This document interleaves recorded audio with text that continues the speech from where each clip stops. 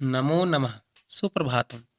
कोविड-19 वैश्विक महामारी के चलते हुए स्कूल प्रबंधन के द्वारा बच्चों की पढ़ाई में कोई अवरोध उत्पन्न न हो, इस कारण से यह निर्णय लिया है कि सभी छात्र छात्राओं को ऑनलाइन शिक्षा के माध्यम से अध्ययन करवाया जाए। तो छात्रों, आज हम आपकी 10वीं कक्षा के व्याकरण भाग से समय इस विषय के ऊपर चर्चा करेंगे। चर्चा करने से पूर्व हम मंगलाचरण का आचरण करेंगे या मंगलाचरण को हम गाएंगे। मंगलाचरण को गाने का एक कारण ये भी है कि जब भी हम किसी ग्रंथ का, किसी पुस्तक का या किसी शुभ कार्य का प्रारंभ करते हैं तो उसकी निर्विघ्नता पूर्ति के लिए हम मंगलाचरण करते हैं और भगवान से प्रार्थना करते हैं कि हम जो ये कार्य करने जा रहे हैं ये बिना कठिनाइयों के पूर्ण हो जाए।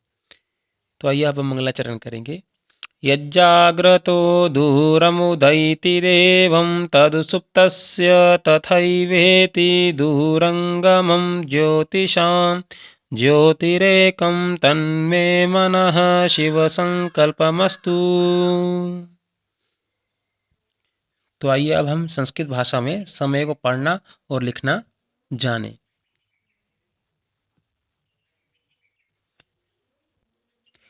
समय को जानने से पूर्व हम अब इसे इस प्रकार एक घड़ी बनानी है।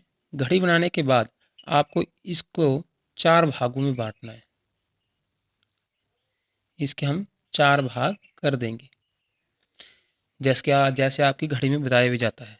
जैसे इस भाग में यहाँ 12 लिखा होता है, इस भाग में 3, इस भाग में 6 और इस भाग में 9। अब यहाँ पे जब सुई आती है तो आप समय कितना लिखते हैं। मान लो 12 हुए तो आप यहाँ कितना लेते हैं 12 और मिनट में लेते हैं 00। मिनट में क्या लेते हैं 0, 12:0 ठीक, या 12 बजे। अब जब सुई यहाँ पहुँच जाती है मिनट की तो आप इसको कितने मानते हैं 15 मिनट। 3 पे कितने मानते हैं 15 मिनट, 12, 15 ठीक। अब उसके बाद आप जब सुई मिनटों की यहाँ पहुँच जाती है तो अब इस 6 की जगह यहाँ मिनट कितने बताते हैं 30। कितने बताते हैं 30। और जब मिनट की सुई इस 9 अक्षर पर पहुँच जाती है या 9 अंक पर पहुँच जाती है तो उस वक्त आप इसको कितना समय बताते हैं 12:45। इस प्रकार हमने इनको 4 भागों में बांट दिया। एक 00, दूसरा 15, तीसरा 30 और चौथा 45। ये सभी जो 00 हैं ये मिनट हैं। क्या है मिनट है।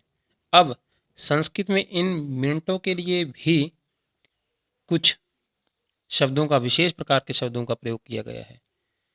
जैसे आप हिंदी में कई बार आपसे कोई समय पूछे तो आप 12:15 को 12:15 कहते हैं और 12:30 को आप 12:30 बोलते हैं। अब 12:45 को 1:45 बोलते हो और ये सीधे ही 12 बजे, क्योंकि यहाँ कोई भी मिनट नहीं है। 00 के लिए कोई भी मिनट नहीं है, तो इसके लिए आप किसी भी शब्द का प्रयोग नहीं करते। अब 00 के लिए यहाँ कोई शब्द नहीं है तो इससे पहले क्या था ये 12, 12:00, 12 बजे।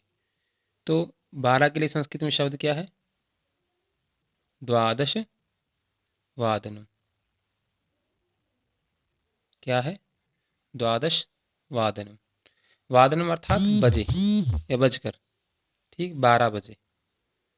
अब इसके बाद कितना आया 12:15। तो अब मैंने कहा कि संस्कृत में इन शब्दों के लिए विशेष प्रकार से, इन अंकों के लिए विशेष प्रकार से शब्दों का प्रयोग किया गया है। अब इन मिनट में जो 15 है इसके लिए संस्कृत में यूज किया गया है शब्द सपाद। 30 के लिए यूज किया गया है सार्ध और 45 के लिए यूज किया गया है पादोन। इस प्रकार से सपाद, सार्ध और पादोन। किन के लिए, ये मिनटों की बात कर रहा हूँ मैं यहाँ। 15 मिनट के लिए स्पाद 30 मिनट के लिए सार्ध और 45 मिनट के लिए पादोन। अब इनको सपाद ही क्यों कहा गया, इसे सार्ध ही क्यों कहा गया और इसे पादोन ही क्यों कहा गया? यहाँ बड़ा कारण है। कारण क्या है? मैंने यहाँ आपको इस घड़ी के 4 हिस्से करने के लिए कहा था पूर्व में। अब इससे कितने हिस्से हुए? 1, 2, 3 और 4। एक हिस्सा ये, दूसरा ये, तीसरा ये और चौथा ये। हो गए इस प्रकार से हिस्से। अब एक घड़ी में 1 घंटे में कितने मिनट होते हैं? 60 मिनट। 60 मिनट होते हैं 1 घंटे में।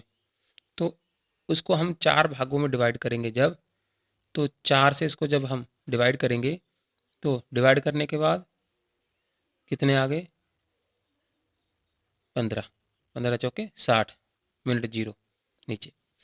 अब 15 मिनट के लिए इन्होंने क्या कहा? सपाद। इन्होंने कहा एक भाग। संस्कृत में इस सपाद का मीनिंग होता है पाद और स, 2 शब्द हैं यहाँ पे, पाद और स। यहाँ पे स का मीनिंग है सहित। स का मीनिंग क्या है? सहित। और पाद का मीनिंग है चतुर्थांश। क्या? चतुर्थांश, अर्थात चौथा भाग। किसका? 60 का। 60 को अगर 4 से डिवाइड करेंगे तो चौथा भाग क्या आया? 15 मिनट। तो इसका चतुर्थांश एक भाग ही निकल आया। अब जैसे 15 + 15 + 15 + 15 कितने हो गए? ये बन गए 60। 10, 20, 0, 2 आ गए यहाँ पर, 2, 3, 4, 5, 6, 60 हो गए। कितने भाग हो गए? 1, 2, 3, 4। इसके कितने चतुर्थांश बन गए? कितने अंश है इसके? 4 अंश है। पहला जो चतुर्थांश है उसका कितना भाग हुआ? 15। अब इस सपाद का क्या मीनिंग बन गया यहाँ? एक भाग का मीनिंग, सपाद का मीनिंग बन गया यहाँ सहित चतुर्थांश। चतुर्थांश सहित। अब ये चला जाएगा यहाँ पे, चतुर्थांश सहित, हिंदी में जब इसकी ट्रांसलेट करेंगे तो ये हो गया। अब जब आप 12:15 कहते हैं किसी को या 12:15 कहते हैं तो उसमें कहने का अभिप्राय है कि 12 बज चुके हैं, परंतु उसके बाद उसमें जो चतुर्थांश सहित अर्थात 15 उसके साथ हैं, 15 उसमें ऐड कर दिए, 12:15। तो अब जब संस्कृत में आप इसका यूज़ करेंगे तो ये मिनट जो आप इस 15 मिनट के लिए जो आपने शब्द यूज़ किया सपाद, ये इस घंटों से पूर्व आएगा। कहाँ? पूर्व में सपाद। अब उल्टा चलेंगे आप यहाँ से इस साइड को, क्योंकि यहाँ 0 मिनट था इसलिए 0 के लिए कोई शब्द यूज़ नहीं किया। अब यहाँ 15 मिनट आ गए तो 15 के लिए आपने क्या यूज़ किया? सपाद। उसके बाद कितने घंटे कितने? 12। तो 12 को संस्कृत में क्या बोलते हैं? द्वादश वादनम। क्या कहते हैं? द्वादश वादनम। उसके बाद 12:30। 30 के लिए क्या यूज़ की इन्होंने? सार्ध। उसी प्रकार स का मीनिंग क्या? सहित, जैसे यहाँ किया। और अर्ध का मीनिंग आधा। आधा किसका? अर्थात 60 का आधा कितना हुआ?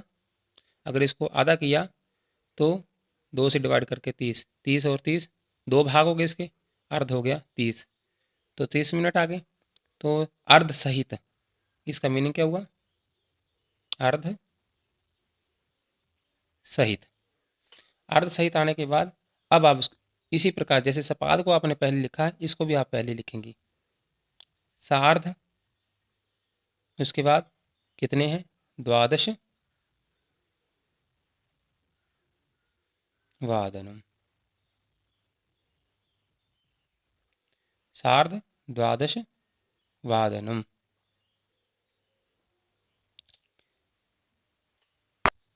अब उसके बाद लास्ट में आया पादोन। पादोन। अब इस पादोन का मीनिंग क्या है? पाद तो हमने कहा था क्या? पाद का अर्थ मीनिंग क्या होता था यहाँ? चतुर्थांश। तो चतुर्थांश आ गया, चौथा भाग चतुर्थांश। और ऊन का मीनिंग होता है कम। कितने चतुर्थांश है? एक चतुर्थांश का अर्थ मतलब एक चतुर्थांश। एक चतुर्थांश कम। कम किसमें? 12:45 हो गए, 12:45। अब 12:45 हो गए, ये किसमें एक चतुर्थांश कम है? 12 बजने के बाद 45 के बाद अगर इसमें 15 ऐड करेंगे तो क्या बचेंगे? 1 बजेगा। 1 में जब आप 1/4 कम करेंगे, 12:45 माइनस करेंगे तो घंटों से यहाँ 60 मिनट चले गए। अब पीछे क्या बचे? 0, मतलब 12 बचे यहाँ। 12 डिवाइड हो गए।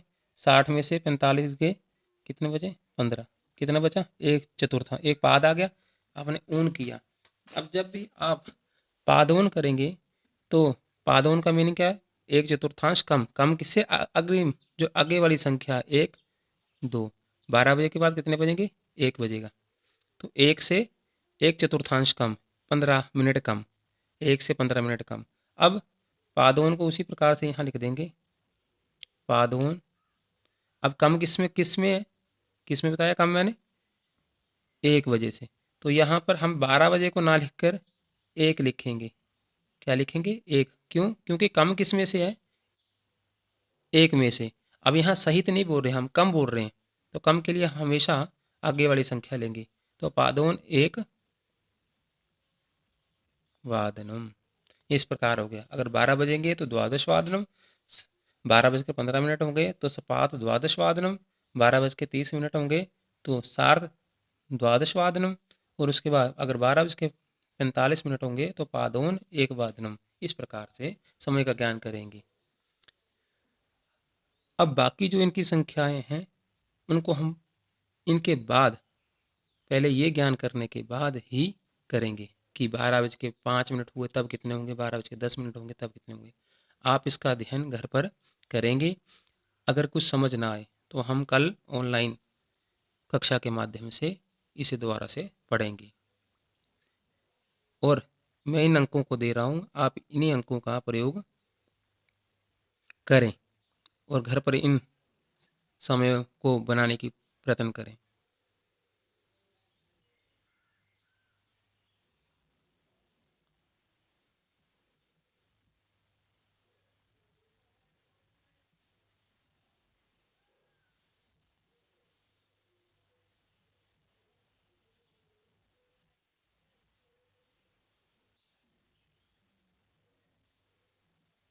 ठीक है, और भी आप और शब्दों की प्रैक्टिस करते रहें।